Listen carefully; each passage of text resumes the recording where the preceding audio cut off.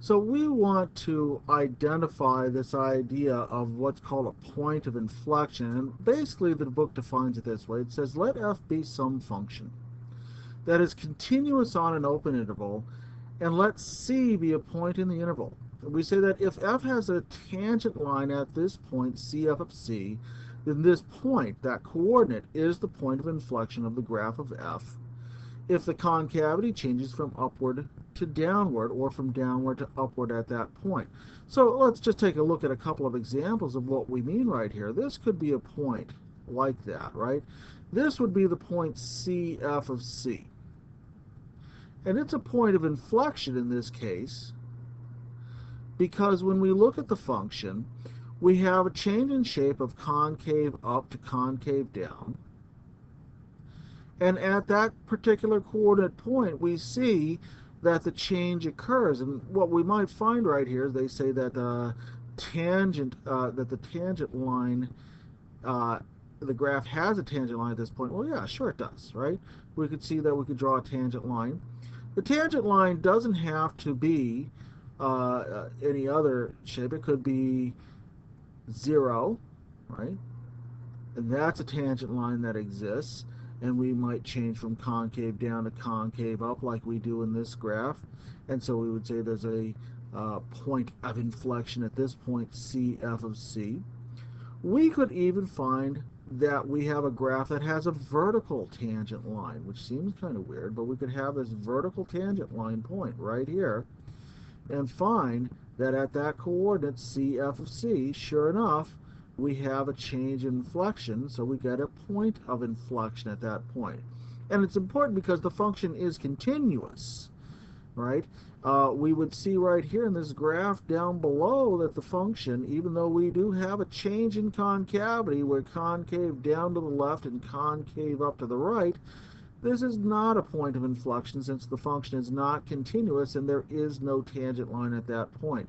So that is not a point of inflection right here. There would be no point of inflection at that particular change. Okay, so we're looking specifically for points where this happens. Now, where can we get that? Well, in one case, we could say where we get critical points of f prime. So we're looking for points right here specifically where the second derivative is either equal to 0 or the second derivative is undefined. And if we find one of those two kinds of points, then we can find that we possibly have a point of inflection. Well, let's go through an example. I think an example would be ideal right here. Let's check out the function f of x equals negative x to the fourth plus 24x squared. It's a polynomial, so I know this is continuous everywhere. So I'm not going to worry about points where I've got an undefined value. We're worried about the second derivative, so let's go to the second derivative with this. Our first derivative, of course, is going to be negative 4 times x cubed plus 48x. And so our second derivative is going to be negative 12 x squared plus 48. All right. So what we're interested in are, first of all, any critical numbers of our second derivative. In this case, our critical numbers are going to occur at any points where the second derivative is equal to 0. So let's check that out. We've got negative 12 x squared plus 48. And we want to find out where that's equal to 0. So I'm going to solve this by factoring. You remember that, right? Negative 12 times x squared minus 4 is equal to 0. And factoring a little bit further, that's negative 12 times x minus 2 times x plus 2 equals 0. Setting each factor equal to 0, of course, the 12 doesn't change anything right here, right? We only find that x equals 2 due to that first factor, and x equals negative 2 due to that factor. All right.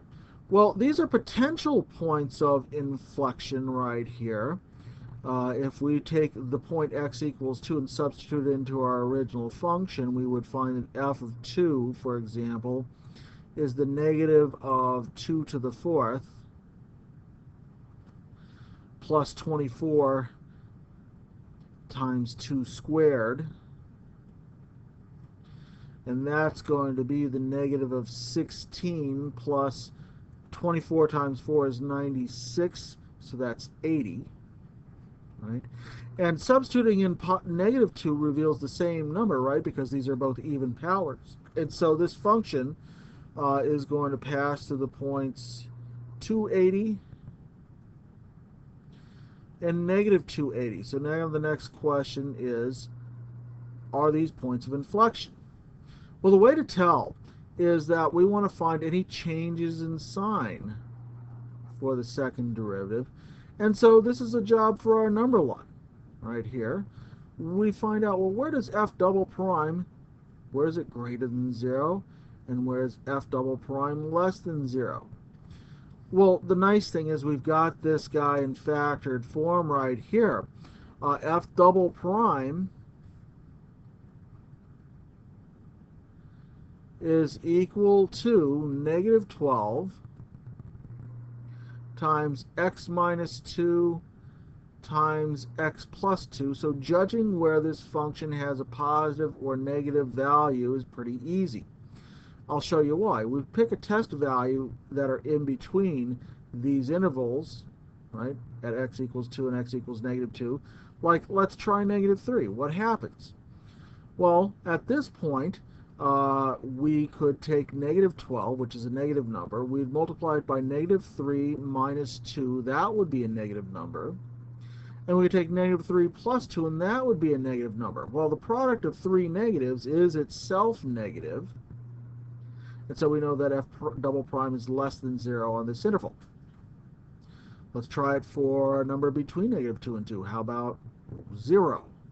Well, that means that we're going to be taking negative 12 times 0 minus 2, that's a negative number, times 0 plus 2, that's a positive number, and a negative times a positive is positive. We look at another number like positive 3, and we find out that, well, f double prime is negative 12 times, let's see, 3 minus 2 would be a positive number. 3 plus 2 would be a positive number, and so overall, negative times a positive gives us a negative. So what could we say? Well, it looks as though we're going to be able to say that our shape is concave down over two pieces of the interval. We've got concave down on the interval from negative infinity to negative 2, and from 2 positive infinity. Likewise, if we're looking for where it's greater than 0, we see that it's concave up on this interval that goes between negative 2 to positive 2. We only define our concavity on these open intervals right here. And since we have a change in concavity from concave down to concave up at negative 2, we can say that one of our points of inflection is at negative 280, and that our other point of inflection, we change from concave up to concave down, is at 280. And there we go. That's exactly what we were asked to do. Find the points of inflection and discuss that concavity. Good luck.